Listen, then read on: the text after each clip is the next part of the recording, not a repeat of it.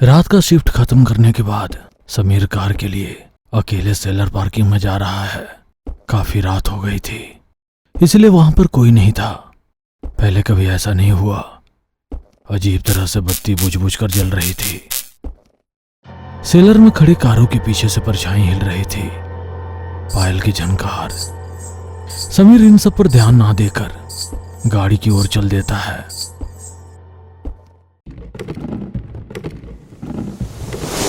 बू! एक लड़की अचानक पीछे से आती है। समीर डॉली की उस आवाज से एक सेकंड के लिए भी नहीं डरता। तुम इंसान हो या मशीन? तुम्हें डर नहीं लगता?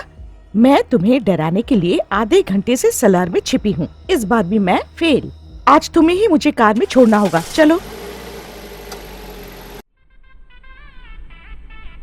समीर और डॉली 2 साल से एक ही कंपनी में काम कर रहे हैं। वे अच्छे दोस्त हैं। उनकी कंपनी शहर से बहुत दूर आउटस्कर्ट में है, एकदम बाहर। सब सड़कें सुनसान है। कार के एफएम में सिग्नल ठीक न होने के कारण गाने ठीक से नहीं आ रहे हैं। डॉली को अच्छा नहीं लगा और उसने एफएम बंद करके, अरे, मैंने अब तक तुम्हें कम से कम 10 बार डराने की कोशिश की होगी। हर बार मूर्ख बन रही हूँ। क्या तुम्हें कभी भी डर नहीं लगता? डर? हर कोई समझता है उस आवाज में विकृत रूप है, लेकिन खामोशी और भी भयानक होती है। तुम्हें पता है डॉली? खामोशी भयानक होती है? हाँ, उस घटना को 5 साल हो गए हैं। मैं जब भी उसके बारे में सोचता हूँ, मेरी आंखों के सामने अंधेरा छा जाता है। मेरे दिल की धड़कन तेज हो जाती है। मैं अपनी डिग्री के अंतिम वर्ष में पढ़ रहा था। मैं पढ़ने के लिए अपने गांव से मुंबई आया था। शहर में कमरे का किराया अधिक था, इसीलिए मैं आउटस्कर्ट में और 3 लोगों के साथ एक कमरे में रहता था। जब मैं छोटा था तब मेरे पिता की मृत्यु हो गई थी। माँ ने मुझे बड़ी मुश्किल से पाला, इसलिए मैं माँ का बोझ कम करने के लिए पैसे बचाता था। मेरे रूममेट ने मुझे नाइट गार्ड की नौकरी के बारे में बताया तो मैं भर्ती हो गया। रात 11 बजे से सुबह 8 बजे तक नौकरी था। स्टाफ और विजिटर्स रात 12:30 बजे तक चले जाते थे। मैं समय बिताने के लिए वीडियो गेम टेट्रिस खेलता था। मैं सुबह कॉलेज जाता था, शाम की ट्यूशन से सीधे चलकर काम पर चला जाता था। RCM चर्च में सिक्योरिटी गार्ड। आगे की तरफ चर्च था, पीछे की तरफ कब्रिस्तान था। सामने के गेट से बैक गेट के बीच 12 एकड़ में कब्रिस्तान था। कुछ दिन बाद कब्रिस्तान के गेट के सुरक्षा गार्ड कुणाल ने अपनी नौकरी छोड़ दी, इसलिए मुझे चर्च के सामने वाले गेट से पिछले वाले कब्रिस्तान गेट तक स्थानांतरित कर दिया गया। पहली बार रात में कब्रों के बीच अकेले जा रहा था। Pin drop silence. Pin drop silence का एक अच्छा उदाहरण कब्रिस्तान है। किसी तरह चलते हुए पिछले गेट के बगल वाले गार्ड रूम के पास पहुंचा। वहां कुणाल मेरा इंतजार कर रहा था। सारी चाबियां मुझे सौंप कर, नौकरी की सारी जिम्मेदारी बताकर, जाते जाते, भैया आपको करने के लिए यहाँ कोई काम नहीं है। रात को इस गेट पर कोई आता जाता नहीं। रात को सो भी जाओ तो भी कोई नहीं पूछता। लेकिन एक बात, बाहर कर्मचारी के लिए रखा गया सिक्का फोन ठीक 3:47 पर बजता है। किसी भी हाल में उस फोन को उठाना मत। कहते हैं उठाओगे तो खतरा है। मुझसे पहले काम करने वाला एक सुरक्षा गार्ड की मौत हो गई। सावधान रहना।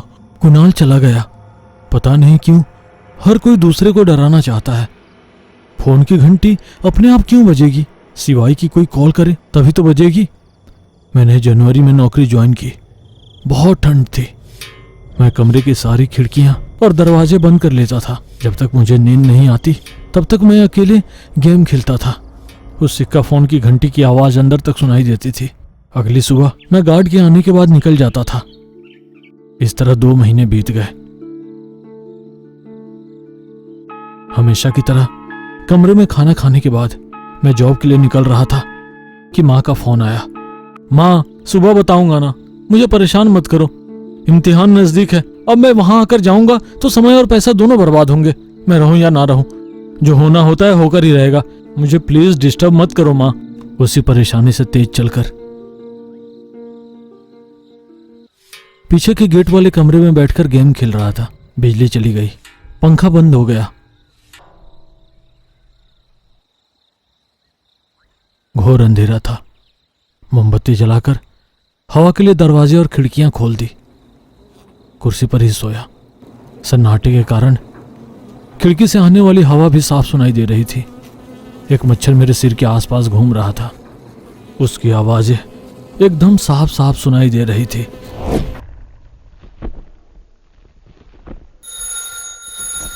इसी बीच फोन जोर से बजता है। घबराकर उठकर देखने पर समय ठीक 3:47 बजता है। इसका मतलब ये वही फोन है जिसके बारे में कुणाल ने बताया था। इतने दिन दरवाजे खिड़कियां बंद करके रखने की वजह से सुनाई नहीं दिया। कुणाल की बात याद आ गई और फोन नहीं उठाया। उस रात के बाद से हर रात ठीक 3:47 पर कॉइन फोन बजता था। फोन में जरूर कोई खराबी रही होगी, नहीं तो रोज इसी समय फोन क्यों बजता? या सच में कोई फोन कर रहा है? मुझसे रहा नहीं गया। एक रात हिम्मत जुटाकर मैंने फोन उठाया। हेलो। उधर से सन्नाटा। हेलो हेलो, कौन है? कोई जवाब नहीं। फोन रखकर अपने कमरे में आ गया। मुझे लगता है फोन में कोई समस्या है। अगले दिन रात को मच्छरों के कारण सो न सका। बैठकर झपकियां ले रहा था। अचानक फोन की घंटी बजी। घबराकर जाग उठा, लेकिन समय देखा तो 2:13 हो रहे थे। कुणाल के अनुसार रोज 3:47 पर बजने वाला कॉल 2:13 पर ही आ गया। जाकर फोन उठाया। हेलो हेलो, कौन? हेलो, आपको ही। कौन है आप? आपको क्या चाहिए? हेलो, मुझे आपकी आवाज समझ में नहीं आ रही है। फोन कट गया। कमरे में आकर देखा तो मां का कोई व्हाट्सएप मैसेज था। बिना पढ़े ही सो गया था। अगले दिन भी 2:13 पर फोन की घंटी बजी। जाकर उठाया। हेलो हेलो, कौन? क्या तुम मुझे देखने नहीं आओगे? क्या? हेलो, कौन चाहिए आपको? कि समीर जोसेफ चाहिए। ना, मेरा नाम मेरा पूरा नाम उसे कैसे पता चला? इस ऑफिस के रिकॉर्ड्स में भी मेरा नाम समीर है। इसका मतलब जरूर मेरे जान पहचान वाले ही मेरे साथ प्रैंक कर रहे हैं। कॉइन फोन में सिक्का डालकर 06 डायल किया। लास्ट रिसीव इनकमिंग कॉल को कॉल जा रही थी। उधर फोन बज रहा था पर कोई उठा नहीं रहा था। मैंने फिर रिडायल किया। इस बार किसी ने फोन उठाया। हेलो, इस समय कौन परेशान कर रहा है? क्या तुम वही हो जो अभी बात किया था? कौन हो तुम? तुम्हें मेरा पूरा नाम कैसे पता? अरे भाई, तुम कौन हो? आधी रात को फोन करके पागलों जैसी बातें कर रहे हो। मुझे इस नंबर से 2 मिनट पहले कॉल आया था। कौन हो तुम? कहां से बात कर रहे हो? इस फोन पर आउटगोइंग की सुविधा नहीं है भाई। मैं सुरक्षा गार्ड एंटनी हूँ। ये फोन रतनपुर डेक्कन कब्रिस्तान का है। आधी रात को शमशान घाट पर फोन करके क्यों परेशान कर रहे हो? अगर ऐसा फिर दोबारा फोन करके परेशान किया तो पुलिस को शिकायत कर दूंगा। क्या? रतनपुर कब्रिस्तान? रतनपुर हमारे पूर्वजों का गांव है। मेरा जन्म स्थान, जहां मेरा जन्म हुआ था। रतनपुर शमशान से मुझे कौन फोन करेगा, वो भी आधी रात को? डेस्क में टेलीफोन निर्देशिका में आने वाले नंबर को खोजता हूं। मतलब जो उसने कहा सच है। मेरे फोन में शाम को मां का व्हाट्सएप संदेश आया था। देखने पर कल का भेजा गया संदेश तुमने अभी तक देखा नहीं। तुमने कहा था कि कॉल करके परेशान न करूं, इसलिए ऑडियो मैसेज भेज रही हूं। तुम्हारे दादाजी का अंतिम संस्कार बिना किसी समस्या के संपन्न हुआ है। कल 5वां दिन है। हमारे चर्च में स्मृति दिवस है। अंतिम दर्शन करने भी नहीं आ सका। कम से कम स्मृति दिवस के लिए आने की कोशिश करो। वो तुम्हारे दादाजी हैं। कृपया आने की कोशिश करो। ओफ, मैंने पहले ही रेडियो बंद कर दिया था। हम शहर पहुंच गए। सिग्नल आ गया होगा। अब बंद कर दो। तो उस दिन 2:13 बजे तुम्हें फोन करने वाले तुम्हारे मृत दादाजी थे? पता नहीं, मैं भी अभी तक श्योर नहीं हूँ। मैंने किसी को भी इस बारे में नहीं बताया। मैंने अपनी माँ को भी नहीं बताया। मुझे देखने नहीं आओगे?